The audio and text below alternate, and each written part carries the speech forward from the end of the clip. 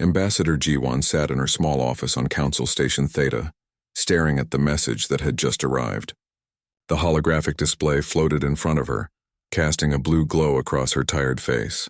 She had been serving as Earth's representative to the Galactic Council for 15 years now. 15 long years of being treated like a child among adults. The message was written in the standard diplomatic language of the Council, but its meaning was clear enough. The Council demanded that Earth send a representative to answer for humanity's crimes. What crimes? The colonization of 3 star systems that no one else wanted. 3 empty systems with rocky planets that could support human life. Systems that humanity had properly registered and legally claimed according to Council law. But the Council didn't care about the law. Not really. They cared about power, and humans were supposed to be weak. G1 read through the message again, noting every subtle threat hidden in the polite words. They expected Earth to send a small shuttle with maybe 1 or 2 escorts. They expected a humble apology. They expected humans to abandon their colonies and accept whatever punishment the Council decided to give. She thought about the past 15 years. Every Council meeting where she had been ignored. Every time another species had interrupted her when she tried to speak. Every dismissive laugh when she suggested human ideas. The other species saw humans as weak newcomers who got lucky with faster-than-light travel. They didn't know the truth. Nobody knew the truth. G1's assistant, a young man named Kiwan, entered the office with a cup of tea. He had been born on Earth but raised on various alien worlds as his parents worked in diplomatic service. He could read her moods better than anyone. Bad news? He asked, setting the tea down on her desk. They've called a hearing, G1 said softly. They're going to try to force us out of the Newton systems. Kiwan's expression darkened. His sister lived on Newton 3 with her family. 30,000 humans had made their homes there over the past 5 years. Good people building a new life far from Earth's crowded cities. What will we do? He asked. G1 smiled, and there was something cold in that smile. Something that Kiwan had never seen before. We're going to attend their hearing. We're going to be very polite. And we're going to remind them that humanity is not as weak as they think. She opened a secure communication channel to Earth. The encryption was military grade, impossible for the Council to break. She had been sending reports through this channel for years, and Earth had been listening. Earth had been preparing. This is Ambassador G1, she said into the recorder. The Council has made their move. Recommend we proceed with Protocol Hammer. It's time they learned who they're dealing with. The response came back 6 hours later. 6 hours for the message to reach Earth across the vast distances of space, and for Earth's government to make their decision. G1 was drinking her 3rd cup of tea when her console chimed. The message was short. Protocol Hammer approved. HKNS Taewon will arrive in 5 days. Captain Minho sends his regards. Ji-won felt her heart beat faster. The Taewon. She had never seen it herself, but she had read the classified reports. She knew what it was, what it represented. For 10 years, while she smiled politely at council members who treated her like a servant, Earth had been building something in secret, something that would change everything. She looked out the window of her office at the council station. It was a massive structure, home to 50,000 beings from across the galaxy. Beyond the station, she could see the shapes of warships. The Vexari had brought 20 of their cruisers. The Thrin Collective had positioned 30 of their bioships nearby. The Luminarchs, who rarely bothered with physical displays of power, had even sent 5 of their crystal vessels. They were here to intimidate Earth, to show humans what happened when a young species didn't know its place. Ji-won finished her tea and began preparing her files for the hearing. She had spent years documenting every legal precedent, every council regulation, every treaty clause that supported humanity's right to those colonies. Not that she expected the council to care about laws, but it would be important later, when other species looked back on this moment and tried to understand what had happened. Over the next few days, Ji-won watched as more council warships arrived in the system. The number grew to 63 vessels from various species. It was the largest concentration of military force the council had assembled in decades. All of it pointed at one thing: humanity. Station Commander Sujin, another human officer who managed the daily operations of Theta Station, met with Ji-won in private. They had worked together for years, both playing their roles as humble, cooperative humans, both waiting for this day. They think they've already won. Sujin said, looking at the tactical display showing all the warships surrounding the station. They think one look at their fleet will make us surrender. Let them think that, Jiwon replied. Overconfidence is a weakness. On the 5th day, every sensor in the system suddenly focused on the same point. Something massive had just dropped out of faster-than-light travel at the edge of the system.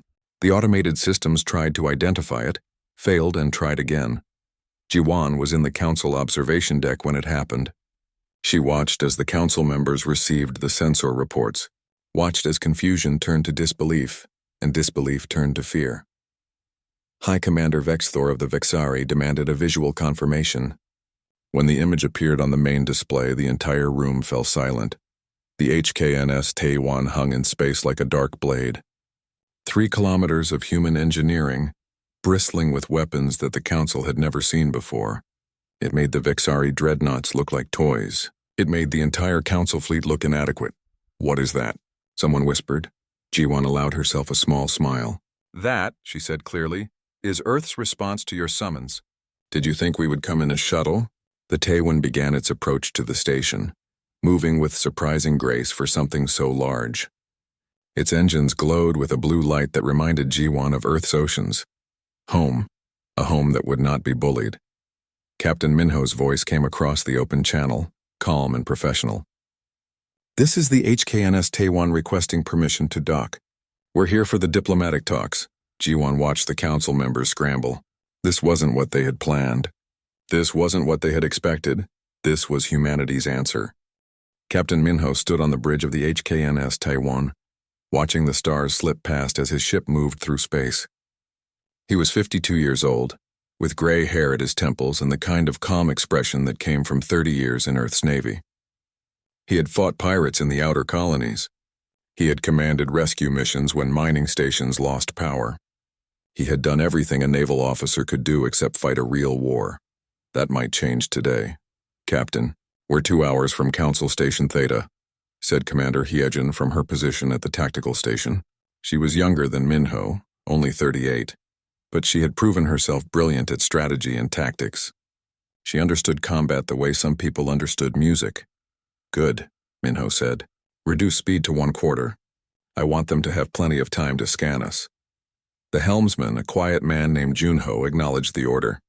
The Taewon slowed, and Minho could imagine the council sensors trying to make sense of what they were seeing. Let them look. Let them wonder. Let them understand that humanity was not what they thought. Minho walked across the bridge, his hands clasped behind his back. The Taewon's bridge was larger than most ships' entire command decks. Dozens of officers worked at their stations, monitoring everything from weapon systems to life support. Every person here had been carefully selected. Every person here knew what was at stake. "Commander Hyejin, status report," Minho said. Hyejin pulled up a holographic display that showed the ship's systems. "All weapons are charged and ready but powered down as ordered. Shields are online but set to minimal strength. Point defense systems are active and tracking all nearby vessels. We're ready for anything, sir." "Let's hope we don't need to be," Minho replied. He meant it. The Taewon was powerful, perhaps the most powerful warship ever built by human hands, but power meant nothing if you were foolish enough to use it. Lieutenant Daehyun, the weapons officer, looked up from his station. He was the youngest senior officer on the bridge, only 25, but he had helped design many of the Taewon's weapon systems. His genius with engineering had earned him this position. "Sir, the council fleet is moving into formation around us," Daehyun said. 63 vessels. They're trying to box us in." "Let them," Minho said calmly. "We're not here to run." Hyejin came to stand beside Minho, lowering her voice so only he could hear. "They could try to destroy us. 63 ships against 1. Even the Taewon would have trouble with those odds." "They won't attack," Minho said with certainty. "They're politicians and bullies. They only fight when they're sure they'll win. Right now they're not sure of anything." Hyejin smiled slightly. She had grown up on a frontier colony that was raided by pirates when she was 12. Earth's Navy had arrived too late to stop the attack, though they caught the pirates later. That experience had taught her a hard lesson. Strength prevented suffering. Weakness invited it. "I hope you're right," she said, "but I prepared firing solutions for all of them, just in case." "I would expect nothing less," Minho replied. The bridge was quiet for a while, with only the soft sounds of the ship's systems humming in the background. Minho used the time to think about how they had reached this moment. Humanity had joined the Galactic Council 15 years ago with such hope. They had believed that the galaxy was civilized, that laws and treaties mattered, that reason would prevail. They had been wrong. The Council was built on power. The strongest species made the rules. The weaker species obeyed or were crushed. Humans had tried to play by the rules, had tried to be good members of the galactic community, and the Council had seen that as weakness. No more.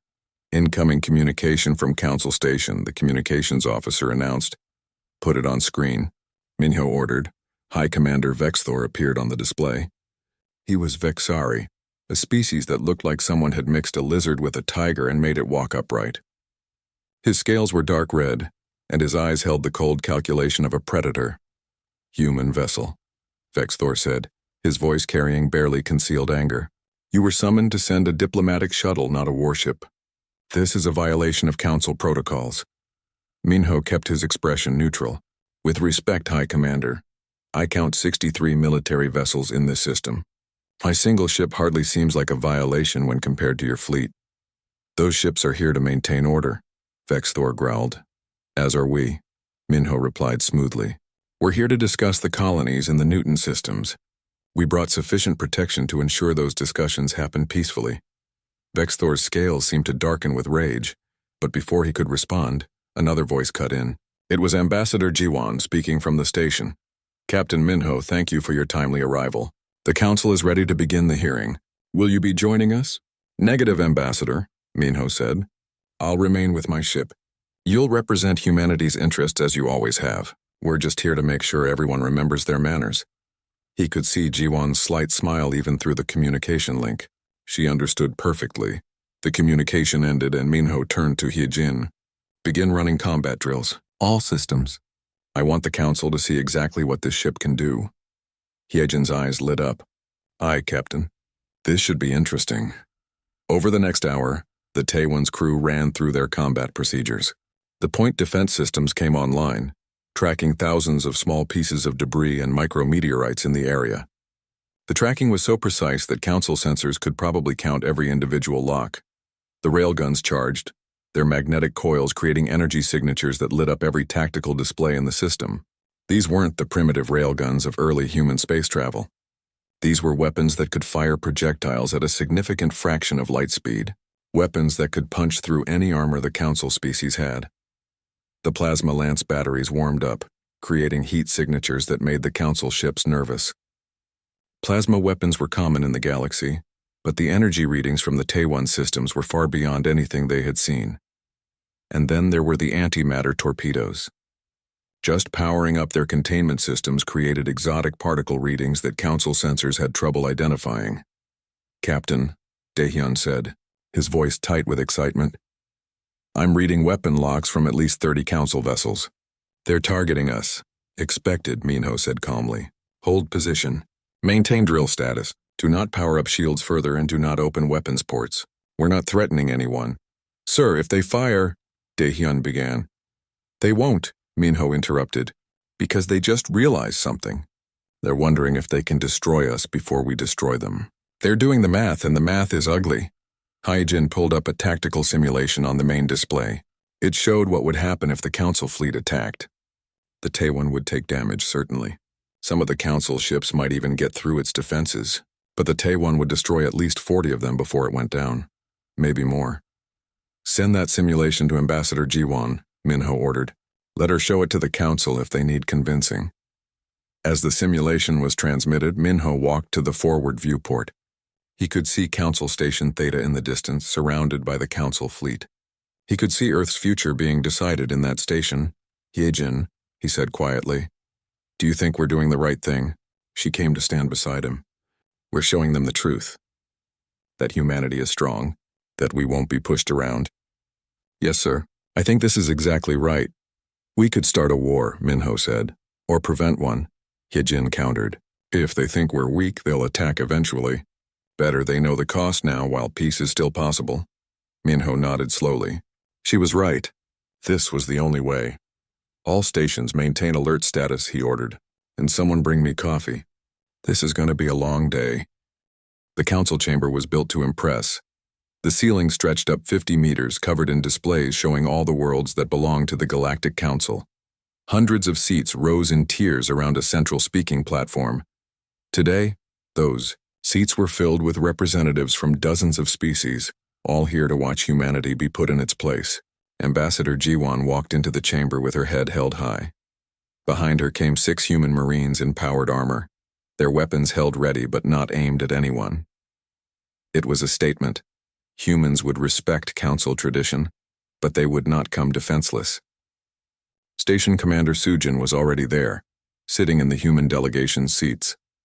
She had been making preparations all morning, ensuring that every document and every piece of evidence was ready. As Jiwon took her seat, Sujin leaned close. "They're scared," Sujin whispered. "The sensor readings from the Taiwan have them questioning everything." "Good," Jiwon whispered back. "Fear leads to respect. Respect leads to fair treatment." High Commander Vexthor stood at the central platform, his red scales gleaming under the chamber's lights. He was flanked by Hive Mind Designate Tekist, a representative of the Insectoid Thrin Collective, and Radiant First Luminarith, a being of pure crystalline structure that glowed with internal light. These 3 species dominated the council. They had the most worlds, the strongest militaries, and the longest histories in space. They made the decisions that everyone else had to follow. "This council is now in session," Vexthor announced, his voice amplified throughout the chamber.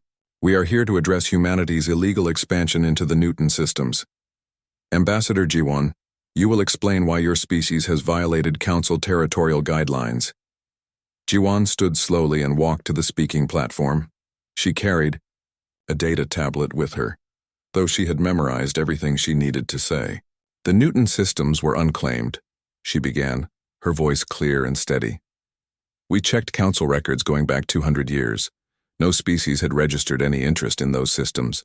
The planets there are mostly rock and water, unsuitable for most council species, but perfect for humans. We filed all proper colonization requests. We paid all required fees. We followed every rule." "You followed rules written for established species," Luminarith said, their voice like crystal bells ringing. "Not for children who have barely left their homeworld." "With respect, Radiant First, the rules don't say anything about age of species," Jiwan replied. "Either council law applies to everyone equally or it applies to no one." Tekist made a clicking sound that was the Thrin equivalent of laughter. "You speak of equality. Equality is earned through strength and contribution. What has humanity contributed to the council except demands for resources and protection?" Jiwan smiled, and there was steel in that smile.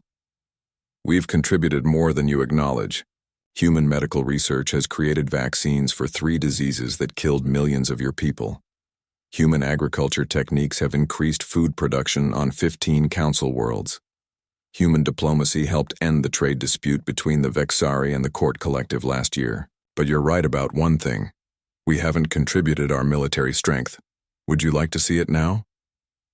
The chamber grew quiet. Every representative leaned forward, wondering what the human meant. Vexthor's eyes narrowed. "Are you threatening this council?" "Not at all," Jiwan said calmly. "I'm simply noting that you seem interested in strength. The Taiwan is currently in orbit. Perhaps a demonstration would be educational." She tapped her data tablet, and suddenly the chamber's displays changed. Instead of showing council worlds, they showed the Taiwan. The massive human warship rotated slowly in space, and the displays began highlighting its weapon systems one by one. "Those are the railguns," Jiwan said, pointing to a series of weapons along the Taiwan's hull. "They fire solid projectiles at extremely high speeds. Each shot carries the kinetic energy of a small nuclear weapon." The displays shifted to show another weapon system. "Those are plasma lance batteries. I believe you're familiar with plasma weapons, though ours operate at higher temperatures and longer ranges than standard council designs." Another shift, and those are antimatter torpedo launchers. We only have 12 torpedoes aboard. We didn't think we'd need more than that. The chamber erupted in angry voices. Representatives shouted at each other and at Jiwan. How dare humans bring such weapons near the council station? How dare they threaten the peace? Jiwan waited for the noise to die down before she spoke again. I'm not threatening anyone, she said firmly. I'm showing you that humanity is not defenseless. You called us here with 63 warships surrounding the station. You expected us to be afraid. You expected us to surrender our colonies without a fight. You were wrong. Vexthor slammed his clawed hand on the platform. You are one ship. We have thousands across the galaxy. If it comes to war, humanity will be crushed. Will we?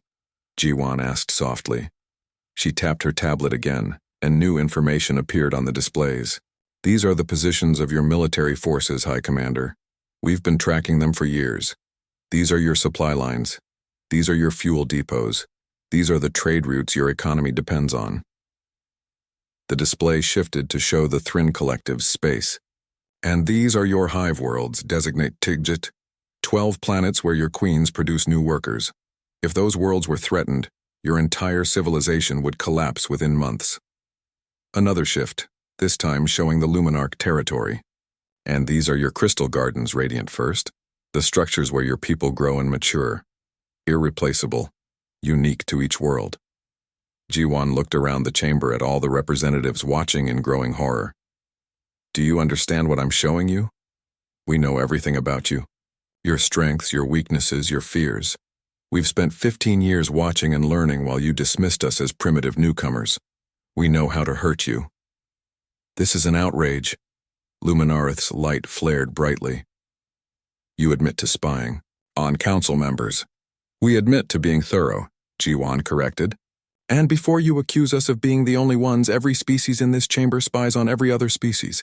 The difference is that we're good at it. Sujin stood and joined Jiwan at the platform. Together, they made an impressive sight. 2 humans, small compared to most council species, standing firm against the entire galactic government. Let me be very clear, Jiwan continued. Humanity wants peace. We want to trade with you, learn from you, and contribute to galactic civilization. But we will not be bullied. We will not surrender what is rightfully ours. And we will not kneel. She paused, letting her words sink in. The Newton systems are ours by council law. If you want to change that law, do it properly. Vote on it. Debate it. But don't expect us to just give up our homes because you've decided we're too weak to stop you.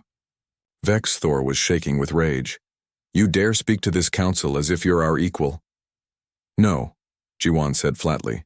I speak to you as if we're all bound by the same laws. Isn't that what the council is supposed to be? A place where laws matter. More than strength? Before anyone could answer, a communication came through from the Taiwan. Captain Minho's voice filled the chamber. Ambassador Jiwan, we're picking up some interesting asteroid formations nearby. Request permission to conduct a routine weapons calibration test. Just want to make sure everything's working properly. Jiwan smiled. Permission granted, Captain. Please proceed. On the displays, everyone watched as the Taiwan moved away from the station and toward a field of asteroids. The weapons test was about to begin, and every species in the council would see exactly what human weapons could do. In her seat, Sujin allowed herself a small moment of satisfaction. They had planned this for so long. Every word, every gesture, every piece of evidence. Now it was all coming together. Vexthor looked at the display showing the Taiwan moving into position. For the first time since the hearing began, he looked uncertain. Perhaps, he said slowly. We should discuss this matter more carefully. There may be room for negotiation. Jiwan nodded. I believe that would be wise, High Commander. Very wise indeed. The asteroid field floated in space like ancient ruins, thousands of rocks ranging from the size of a house to the size of a mountain. The Taiwan moved among them with careful precision, its sensors mapping every piece of debris within 100 kilometers. On the bridge, Lieutenant Daehyun was practically bouncing with excitement. This was his chance to show what his weapons could do, what he had helped build with his own hands and mind. All systems ready, Captain, he reported. Targets acquired. Awaiting your command. Captain Minho sat in his command chair watching the tactical display. Every ship in the Council fleet was watching them. Every sensor in the system was focused on the Taiwan. Good. Let them watch. Let them learn. Begin with the point defense systems, Minho ordered. Small targets. Show them our accuracy. Daehyun's fingers danced across his console. Point defense online, engaging. The Taiwan's hull suddenly lit up with hundreds of small weapons firing. They were designed to shoot down missiles and fighters, capable of tracking thousands of targets at once. Now they targeted small asteroids, rocks no bigger than a person. The asteroids exploded into dust, not just a few, not just dozens, hundreds of them, all destroyed in perfect coordination within seconds. The display looked like fireworks as the point defense systems demonstrated their terrifying precision. Commander Hyejin watched the tactical readout showing how the Council ships were reacting. She could see their weapons heating up, their shields strengthening. They were getting nervous. They're worried we might target them next, she observed. Then they're learning, Minho replied. Continue the demonstration, Lieutenant. Railguns next. Pick a large target. Daehyun selected an asteroid about a kilometer wide, a massive chunk of rock and metal that had probably been floating here for millions of years. Target locked. Firing Railgun 1. The Taiwan barely shuddered as the railgun fired. The projectile was small, just a rod of dense metal, but it was moving at an incredible speed. When it hit the asteroid, the kinetic energy was so great that the entire rock simply exploded. One moment there was a mountain of stone. The next moment there was nothing but expanding debris. Railgun 2, different target, Minho ordered. The second shot was equally devastating. This time Daehyun targeted an asteroid that was spinning slowly. The railgun projectile went through it like a knife through paper, and the asteroid broke into 3 large pieces that tumbled away in different directions. Now the plasma lances, Minho said. Show them precision cutting. The plasma lance batteries were Daehyun's favorite. Instead of destroying targets, they could slice through them with surgical accuracy. He selected an elongated asteroid and fired. Brilliant blue beams of superheated plasma reached out from the Taiwan. They touched the asteroid and carved through it like an artist working with clay. Within minutes, Daehyun had cut the irregular rock into perfect geometric shapes. Cubes, spheres, pyramids. It was showing off, but that was the point. Beautiful work, Lieutenant, Hyejin said with approval. Back on Council Station Theta, the chamber was completely silent. Every representative watched the displays showing the Taiwan's weapons test. Even Vexthor, who had commanded warships his entire life, looked shaken. Ambassador Jiwon stood at the speaking platform, watching the same displays. She kept her expression neutral, but inside she felt a deep satisfaction. This was the moment humanity had been building toward for 15 years. As you can see, she said calmly, the Taiwan is quite capable of defending itself, and this is just one ship. Just one ship, Test clicked, their insectoid voice full of concern. How many more do you have? Jiwon smiled mysteriously. That's classified information, designate. But I can tell you that the Taiwan isn't unique. It's the first of its class, but not the last, that was true. 3 more ships like the Taiwan were under construction in Earth's secret shipyards. But she let the Council imagine there were dozens more. Let them worry. On the Taiwan, Minho received a communication from Jiwon. Captain, I think they've seen enough of the conventional weapons. Show them the antimatter torpedo. Minimal yield. Understood, Ambassador, Minho replied. He turned to Daehyun. Load 1 antimatter torpedo. Set it to lowest possible yield. I want a demonstration, not a disaster. Aye, Captain, Daehyun said. His excitement was replaced by careful concentration. Antimatter weapons were incredibly dangerous, even for the people firing them. One mistake and the Taiwan itself could be damaged. Target selected, Daehyun reported. Large asteroid, distance safe for detonation. Torpedo loaded and ready. Fire, Minho ordered. The torpedo launched from the Taiwan with a brilliant flash of light. It streaked toward the target asteroid, its trail visible even against the darkness of space. When it hit, there was a moment of absolute silence. Then the asteroid simply ceased to exist. The matter-antimatter reaction released more energy than any conventional weapon could produce. The asteroid, which had been the size of a small moon, was vaporized instantly. There was no debris field, no fragments spinning away, just an expanding sphere of superheated gas that glowed like a small star. On the Council Station, someone screamed. Vexthor's scales had gone pale, which Jiwan had never seen before. Taist's mandibles clicked rapidly in what she recognized as the Thrin expression of fear. Even Luminarith's crystalline form had dimmed, as if the light inside them had been shocked into hiding. "That was the smallest antimatter torpedo we have," Jiwan said into the silence. "Set to minimum yield. We have 11 more on the Taiwan, and yes, they can be set to much higher yields." She let that information settle for a moment before continuing. "Now, shall we discuss the Newton systems? I believe we were talking about whether humanity has the legal right to colonize empty space that no one else wanted." The council members looked at each other. The power dynamic had shifted completely. They had called this hearing to intimidate humanity into submission. Instead, they were the ones who were intimidated.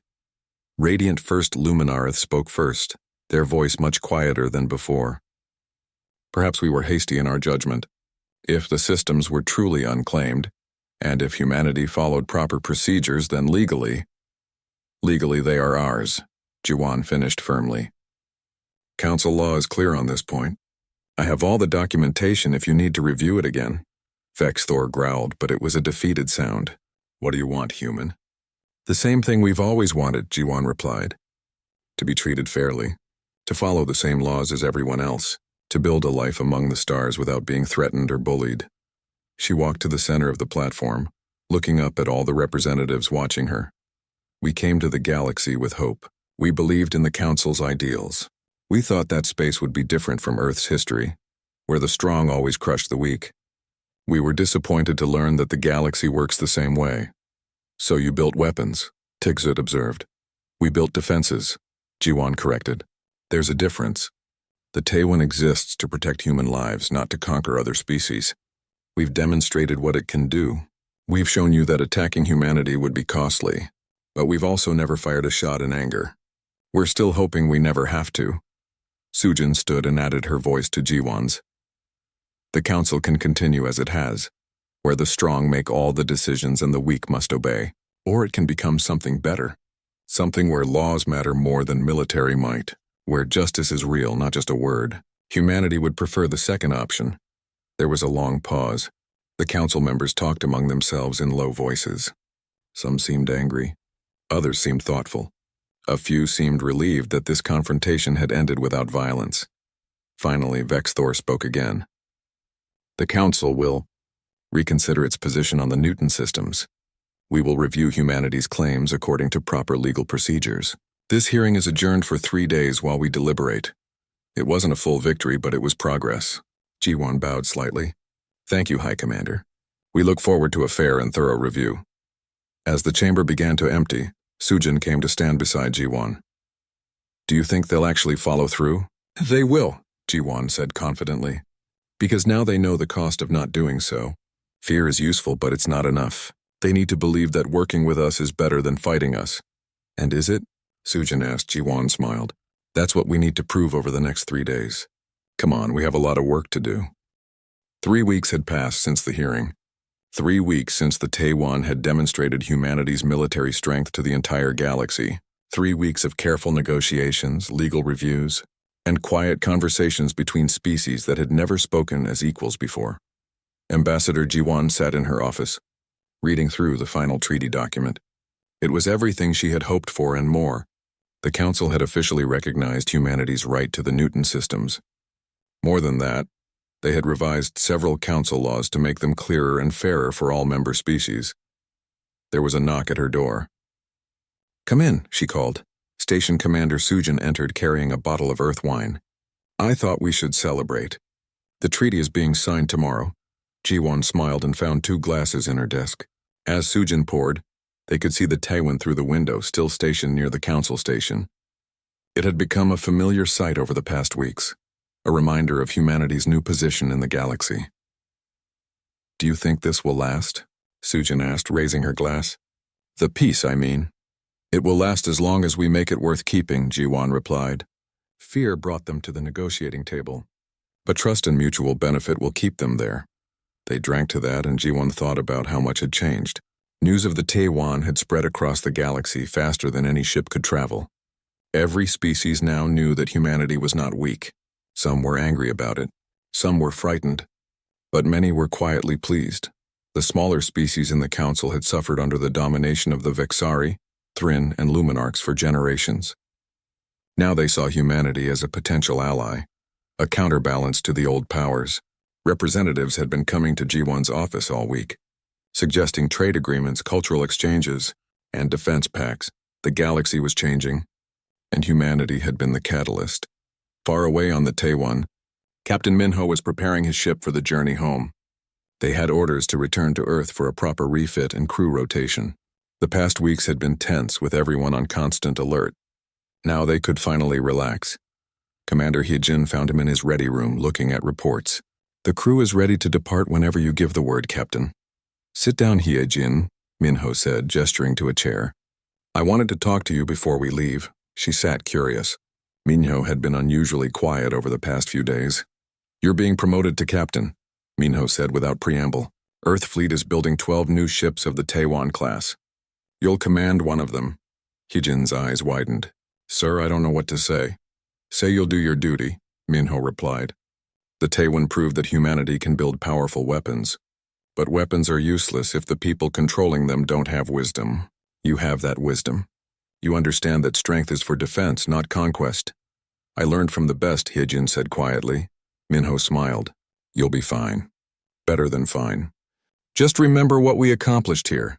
We won without firing a shot in anger. That's the kind of victory that matters."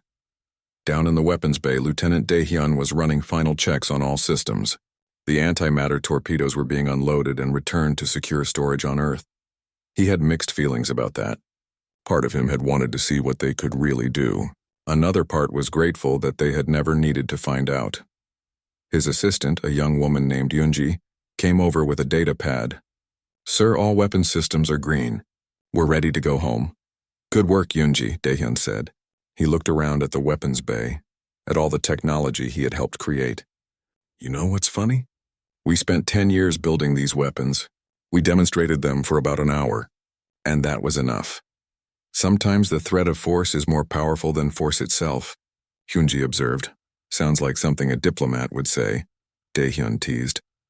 "My mother is a diplomat," Yunji admitted. "She always said that the best warriors are the ones who never have to fight." Daehyun thought about that. Maybe she was right. Maybe the real victory wasn't in building the most powerful weapons, but in building them so well that no one wanted to test them.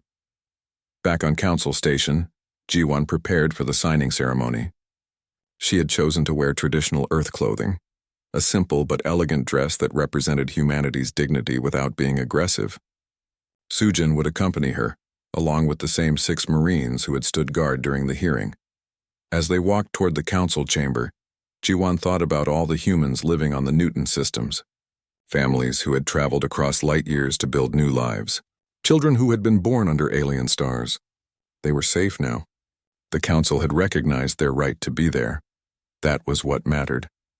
The signing ceremony was formal but relatively brief. Representatives from all the major council species added their marks to the treaty document. Vexthor signed for the Vexari, his expression unreadable. Karzit signed for the Thrin Collective, their mandibles clicking in what might have been approval. Luminarith signed for the Luminarchs, their crystalline form glowing softly. When it was G1's turn, she signed carefully. Her signature would be studied by historians for generations. She made sure it was clear and strong. "The treaty is now official," announced the council speaker, a species G1 had never seen before. "Humanity's colonies in the Newton systems are recognized. The council welcomes humanity as a full member with all rights and responsibilities." There was applause, though G1 noticed it was more subdued than she had expected. Some species were still adjusting to the new reality. After the ceremony, several representatives approached her. The first was from a species called the Breen, small aquatic beings who lived in special suits filled with water. Ambassador G1, the Breen representative, said through their translator, "My people wish to discuss a trade agreement with humanity. We have resources you need, you have protection we need." "I would be happy to discuss that," G1 replied warmly. More came after. Species she had barely spoken with in 15 years suddenly wanted to be humanity's friend. It was cynical perhaps, but G1 understood politics. Yesterday's fear becomes tomorrow's alliance. That was how the galaxy worked. 5 years later, the galaxy looked very different. Humanity had launched 12 ships of the Taewon class, exactly as Minho had told Hyejin. But they had also opened 20 new embassies, signed 50 trade agreements, and shared medical technology that saved millions of lives across dozens of worlds. The Council was changing. The old powers still existed, but they no longer dominated every decision. Smaller species had found their voices, often with humanity's support. Laws were being debated and reformed. The Council was slowly becoming what it had always claimed to be, a place where all species were equal. Ambassador Ji-won, now Earth's chief diplomat with authority over all human embassies, stood before the Council Assembly one final time. She was retiring after 20 years of service, ready to go home to Earth and rest. "When I first came here," she began, her voice carrying clearly through the chamber, "I believed that the galaxy was civilized. I believed that laws mattered more than strength. I was wrong about that, at least at first." She paused, looking around at all the faces watching her. 15 years ago, you expected humanity to arrive in a small shuttle. You expected us to be humble and weak. Instead, we came in the most powerful warship we could build. We showed you our strength. We made you respect us through fear." Another pause. "But fear is not enough. Fear creates enemies, not friends. So we worked to prove that humanity deserves respect for more than just our weapons. We shared our knowledge. We kept our word. We stood by our allies. We tried to make the Council better for everyone, not just for humans." Ji-won smiled, and it was a genuine smile of satisfaction. "I hope we succeeded. I hope that when historians look back on this time, they don't just remember the day the Taewon arrived. I hope they remember what came after. The treaties. The friendships. The progress." She looked at the space where the Taewon was visible through the observation windows. It was on patrol now, along with its sister ships protecting not just human colonies but any Council world that needed help. Humanity came to the stars not to conquer but to stand as equals. We built weapons because we had to, but we built friendships because we wanted to. And in the end, the friendships will last longer than any weapon. The applause this time was genuine and loud.